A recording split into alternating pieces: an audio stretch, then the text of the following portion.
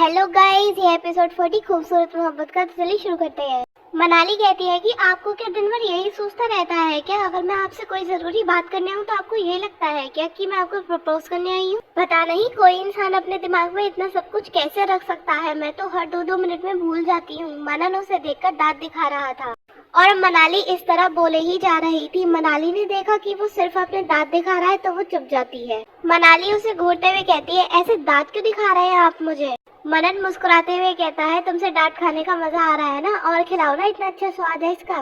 मनाली उसे अब भी गुस्से में घूर रही थी। उसे अब कुछ ज्यादा ही गुस्सा आने लगा। वो गुस्से में कहती है, छोड़िए, आपसे कुछ कहने का फायदा ही नहीं है, मैं जा रही हूँ। वो जाने के लिए मुड़ती है और मनन उसका दुपट्टा पकड़ लेता है और उसे अपनी ओर खींच लिया। मनाली उसकी बाहों के घेरे में आ चुकी थी। मनन कहता है कि कहाँ जा रही हो मेरी जेरी? तुम्हारे बिना टॉम क्या करेगा? मनाली कहती है कि आप हमेशा चिपकते क्यों रहते हैं, छोड़िए मुझे। मनन कहता है, क्योंकि मैं तुम्हारा मैग्नेट और तुम मेरी आयरन, जब भी तुम्हें देखूंगा चिपक ही जाऊंगा। मनाली को उसकी बात थोड़ी अजीबो गरीब लगी। वो उससे दूर हटने के लिए कह रही थी और मनन था कि वो उसे और अपनी बाहों में जकड़े ही जा रहा था। इतने में बाहर से अंश आया और उसने ये सब देख लिया। मनाली की नजर अंश पे गई तो अंश ने अपनी आंखों पे हाथ रख लिए।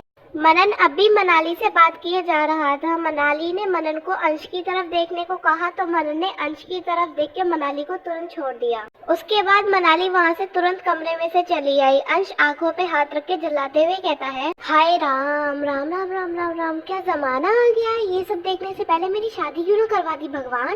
इतना सुन के मनन उसके पास आया और उसकी आंखों पे से हाथ हटाते हुए बोलता है, तेरी शादी का इसमें क्या कनेक्शन है? हाँ। अंश कहता है कि अरे बेवकूफ इंसान, अगर मेरी शादी हो गई होती तो मुझे इतना बड़ा झटका न लगता ये सब देखकर। अंश बड़े ही अजीब तरीके से ये सब बता रहा था और मनन उसकी बातों पे चिढ़ रहा था। अंश कहता है कि और तू कितना गधा है, पहले तो कमरे का गेट खुला करके रोमांस करता था और अब तो तुझ में कोई शर्म ही नहीं बची, सीधा हॉल में रोमांस करने लग गया। हाँ, अबे थोड़ा शर्म किया कर, यहाँ कुंवारे भी रहते हैं। इतना सुनकर मनन उसे घूरते हुए कहता है, अबे कमीने, तो मेरी कौन सी शादी हुई है, मैं भी तो कुंवारा हूँ।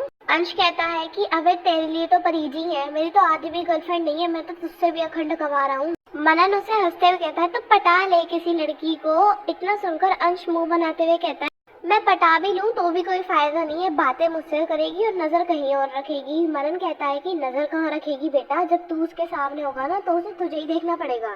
अंश कहता है कि अरे छोड़, इन लड़कियों के चक्कर में नहीं पड़ना, मुझे सब परिजी की तरह थोड़ी होती है। आजकल तो बाबू शोना करके पैसों के लिए रोना धोना करती हैं। अपने खर्चे निकालने के लिए 100 तरीके होते हैं इनके पास। ऐसियों को कौन पटाएगा यार, इनके पीछे झंड हो जाती है जिंदगी। इतना सुनकर मनन अपने चेहरे पे हाथ रखते हुए कहता है, तुझे बड़ा पता है हाँ लड़कियों के बारे में। बोल तो ऐसे रहा जैसे सारी शहर की लड़कियों ने तुझे बिना साबुन के धोया हो।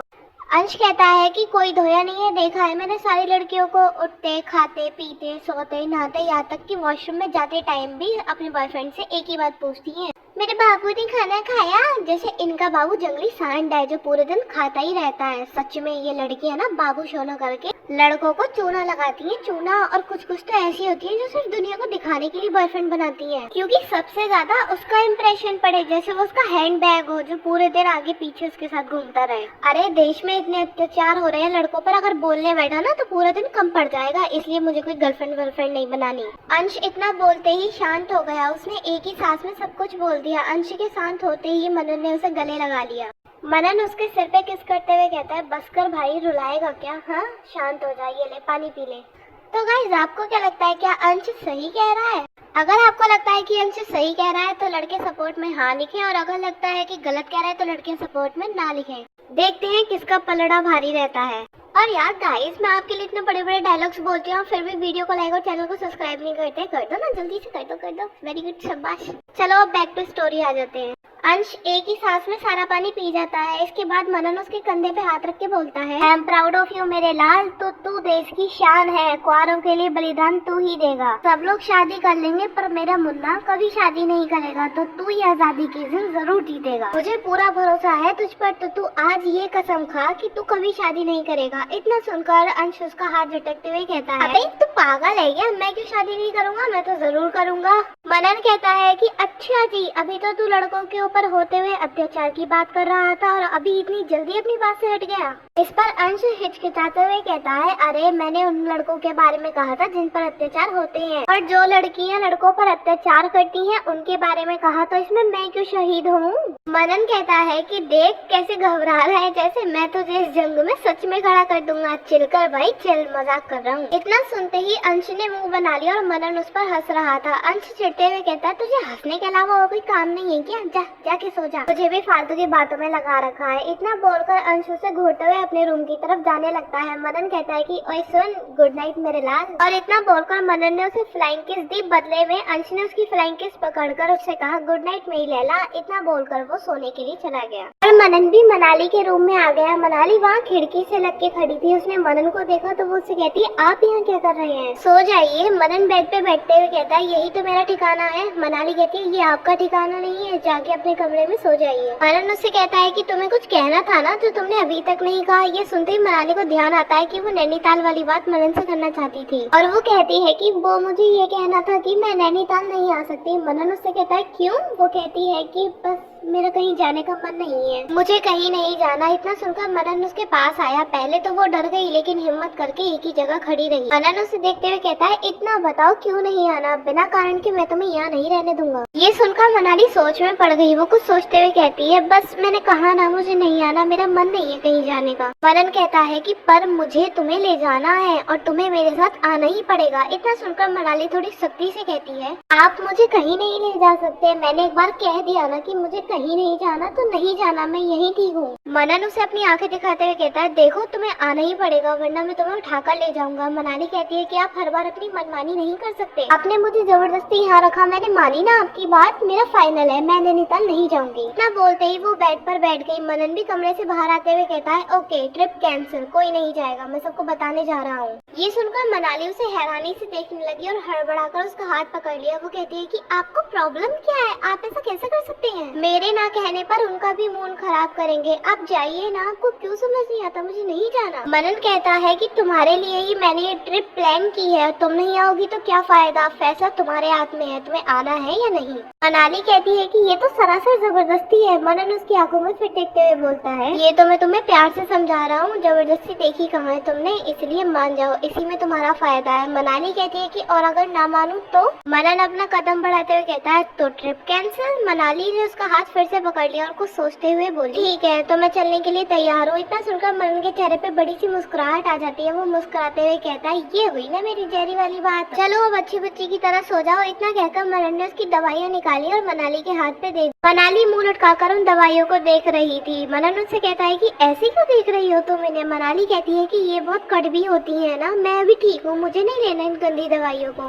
मनन कहता है कि कड़वी है पर असरदार है, जल्दी से लो। मनाली ने नामे से नहला दिया। मनन उसे घूरते हुए फिर कहता है, तुम खुद लेती हो या मैं तुम्हें जबरदस्ती खिलाऊं? मनाली कहती है कि आप हर बात में जबरदस्ती क्यों करते हैं? मनन कहता है कि क्योंकि तुम बात नहीं मानती हो। अब ज्यादा मुंह मत चलाओ और जल्दी से दवाइयाँ खाओ। मनाली बेमन से दवाइयाँ खा लेती है। मनन उसे सोने का कहता है लेकिन मनाली वैसी की वैसी बैठी रहती है। फिर मनन कहता है, अरे सो जाओ ना, ये तुम्हारा दिल नहीं भरा मुझे दिन भर देख कर। मनाली कहती है कि आप जाइए, मैं सो जाऊंगी। मनन अब उसकी हरकतों से पक चुका था। उसने एक ही झटके में मनाली को बेड पे लेटाया और उसके ऊपर कंबल उड़ा दिया। मनाली उसे हैरानी से देख रही थी। मनन ने मनाली की आंखों पे हाथ रख दिया जिससे उसकी आंखें बंद हो जाएं। वो उसके कान के पास आया और धीरे से बोला, गुड नाइट जेरी। और इतना कहकर उसने उसका माथा चूमा। मनाली तो उसकी किस से पागल ही हो गई। उसने झट से कंबल में अपना मुंह छुपा लिया। मनन ने उसकी इस हरकत को देखकर थोड़ा सा मुस्कुरा दिया और अपने कमरे में जाके बेड पे लेट गया और उसको भी नींद आ गई। सुबह हुई, सब लोग तैयार हुए। मनाली भी तैयार होकर उसने अपना काम संभाल लिया। सब लोग हॉल में बैठे थे और शॉपिंग के लिए जाने वाले थे। कोई लिस्ट बना रहा था, कोई फोन पे बात कर रहा था, तो कोई चाय की चुस्कियां ले रहा था। सब लोग अपनी अपनी में ही बिजी थे, किसी को फुर्सत ही नहीं थी। अंश को भी कंपनी से रागिनी की कॉल आई थी तो वो वहाँ के लिए निकल पड़ा।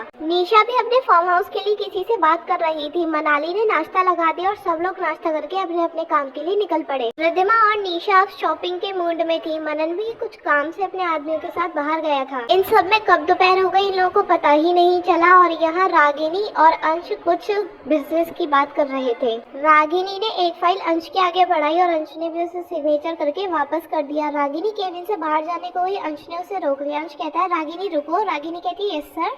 अंश कहता है कि हम नैनीताल जा रहे हैं तो तुम जाना चाहोगी? रागिनी कहती है मैं मतलब सर आप मुझे ले जाना चाहते हैं? अंश कहता है कि हाँ, मैंने तुम्हें कहा है कोई प्रॉब्लम ना हो तो तुम चल सकती हो। रागिनी कहती है कि थैंक यू सर, आपने मेरे लिए इतना सोचा, पर सर यहाँ का काम पेंडिंग पड़ जाएगा, उसका क्या? अंश कहता है कि तुम आशीष से यहाँ का काम संभालने को कह दो और खुद भी तैयारियां शुरू कर दो, सुबह 5 बजे आ जाना, ओके? रागिनी कहती है कि थैंक यू सर, मेरा भी बहुत मन था आने का। अंश कहता है कि रागिनी जी, अब आपका ख्याल तो रखना पड़ेगा ना, आखिर आप भी तो हमारी अपनी है ना। इस कंपनी को आपने इतने साल संभाला और वो भी अकेले, तो आपको कैसे भूल सकते हैं? और वैसे भी आपके होने से थोड़ा सहारा मुझे भी मिल जाएगा, वरना मैं तो वहाँ अकेला पड़ जाऊंगा। ये सुन रागिनी शर्मा गई और उसने हाँ में से हिला दिया। अंश कहता है कि तो चलिए आप भी अपना सामान पैक कर लीजिए, मैं भी घर जाता हूँ। इतना बोलकर अंश वहाँ से निकला और घर आ गया। तो गाइस, इसी के साथ ये एपिसोड खत्म होता है। आपको कैसा लगा हमें कमेंट करके जरूर बताना, लाइक और शेयर करना मत भूलना, और अगर आप चैनल पे नए हैं तो सब्सक्राइब जरूर करना।